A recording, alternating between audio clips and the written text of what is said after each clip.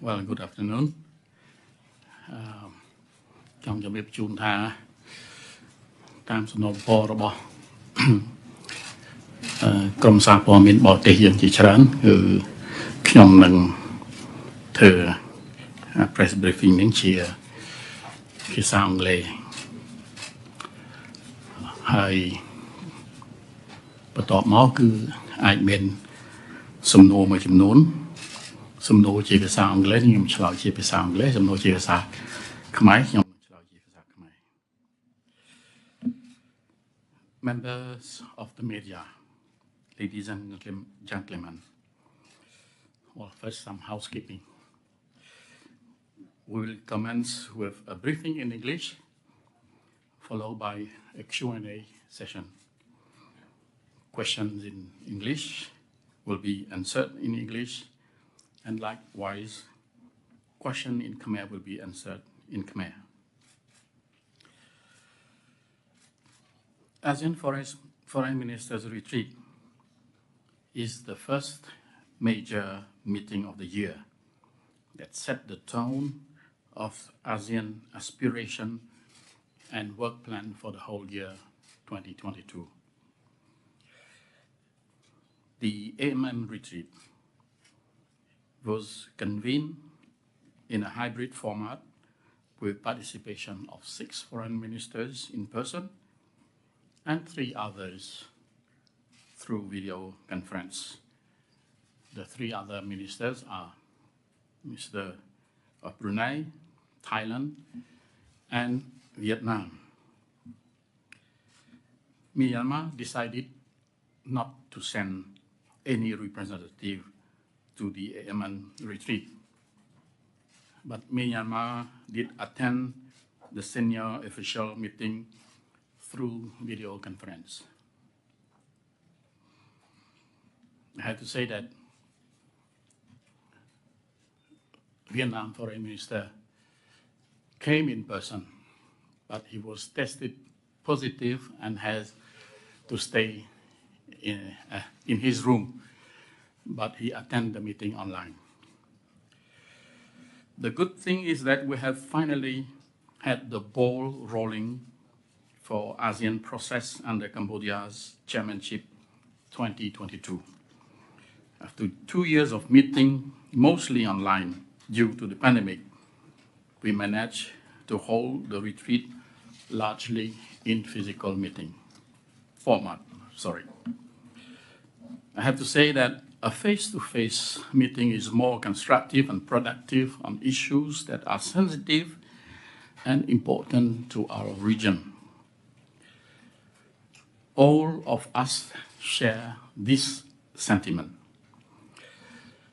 This is a trying period for all of us, not just in terms of meetings, but also in terms of the situation in the region. There is a growing concern over increased geopolitical tension, worsening existing situations, and urgency to recover socio-economically from the COVID-19 impacts. However, we could not have Myanmar represented at the foreign ministerial retreat, owing to the fact that some of our colleagues request to keep the format of the recent ASEAN summit until progresses are seen in the implementation of the 5-point consensus. Cambodia was compelled to request Myanmar to send a non-political representative at this AMM retreat. A request that, of course, Myanmar said it cannot accept. Nevertheless, we have reaffirmed that Myanmar is very much an integral part of ASEAN family of 10, while its SOM leader actively participated in the senior officials meeting, including one that was held prior to the AMM retreat. At the same time, we cannot neglect the numerous outstanding works that ASEAN need to do in all the three community pillars, and we cannot afford to allow the Myanmar issue to hold ASEAN community building hostage. So what has been discussed during the whole morning meeting? As practice, Cambodia briefed the meeting on ASEAN priority and deliverables during Cambodia chairmanship under the theme ASEAN Act Addressing Challenges Together, which drove firm support from the ASEAN family.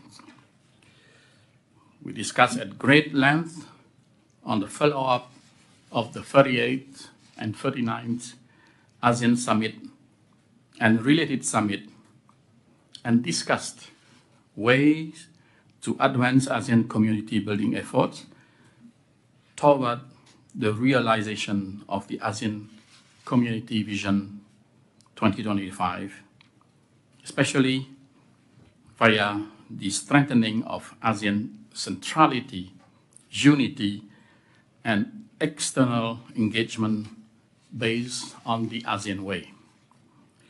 Concurrently, we underline the importance of structuring the region's long-term outlook through the development of ASEAN Community Vision post-2025.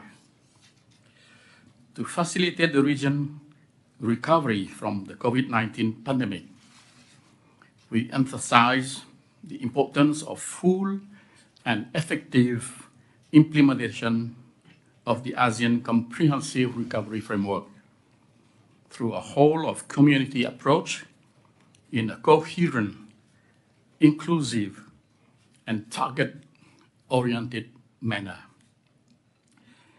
We also took the opportunity to commend the operationalization of the COVID-19 ASEAN Response Fund in procuring safe and quality vaccines for the people of ASEAN, and stress that the timely implementation of the ASEAN Travel Corridor Arrangement Framework would facilitate cross-border movement and resuscitate economic activity with due consideration for public health and safety. We emphasize the importance of strengthening ASEAN awareness and identity, including by utilizing the narrative or ASEAN identity to deepen the regional sense of belonging, particularly through initiatives on education, youth, sport, and culture. We reaffirm the importance of deepening ASEAN economic integration, strengthening intra-ASEAN trade and investment, and supply chain connectivity to enhance our region competitiveness, connectedness, and resilience as outlined within the ASEAN Economic Blueprint 2025.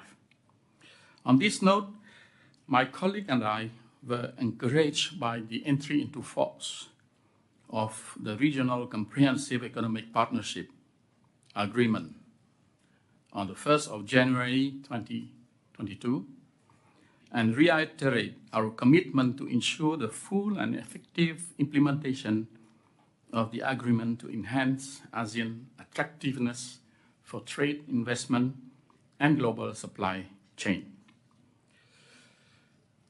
We discussed the need to undertake tangible cooperation between ASEAN and the wider region within the framework of the ASEAN Outlook on the Indo-Pacific on the 4 key areas of cooperation, namely maritime cooperation, connectivity, the UN Sustainable Development Goal 2030, and economic cooperation, as well as other areas of cooperation.